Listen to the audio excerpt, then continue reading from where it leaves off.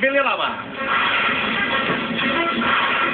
Julius, nagkukumahog ang mga doktor dito sa pag-intindi sa mga biktima ng pagsabog sa Glorieta 2 habang patuloy naman ang mga kamag-anak sa paghahanap sa kanilang mga mahal sa buhay.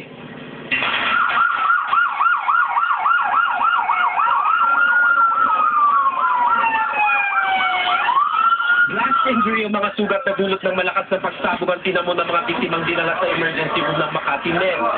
Ito ang kinumpirma ng mga doktor, bagamat hindi nila matukoy ang naging sanhi ng pagsabog na yun. All of the injuries are in the category of blast injuries. Iba-ibang form.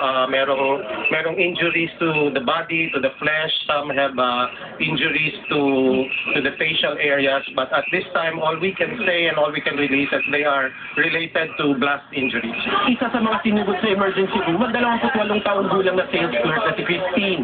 Nasa tindahan sa tabi ng Luke Yuan restaurant siya nang maganap ang pagsabog. Hindi ko alam kung paano nangyari, tsaka saan nangyari yung pagsabog. Ano nangyari sa inyo? Wala lang, sugat lang, tapos natabunan ako nung dingding.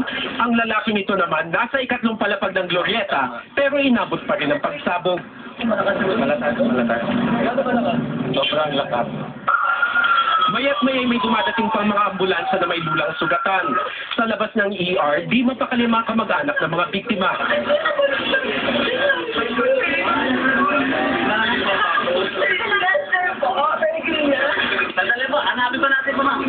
Napanood lamang nila sa telebisyon ang pangalan ng kanilang kaanak, pero di nila tiyak kung nasa Makati Med o ibang ospital ang kanilang mahal sa buhay. Tapos sinabi lang sa akin, nakasama siya sa wounded, sa Glorieta, sa pagsabog. Tapos sabi niya sa akin, tulungan ko siya kasi naka-aksidente siya. So, hindi ko nila kung anong nangyari. Basta sabi ko, antayin niya ako daw, pupuntahan ko siya. Sa huling tala, 51 ang sinugod sa Makati Med as of 3:30 p.m. 4 dito'y binawian na ng buhay.